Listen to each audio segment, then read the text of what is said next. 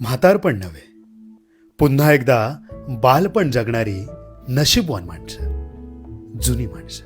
पण ह्यांच्या दीर्घायुष्य जगण्याचं नेमकं रहस्य तरी काय? जिमला जात नाहीत, रोज पंचपक्वान्न खात नाहीत, तरी ह्या वयात सो कॉल्ड सेलिब्रिटींना लाजवेल असा फिटनेस, शेतात घाम गाळून गावची शुद्ध हवा, निर्मळ पाणी, कष्टाची भाकरी खाऊन पंच ज्ञानेंद्रियांना सुखावत तृप्तीचे ढेकर देत जगणारी स्वाभिमानी माणसं.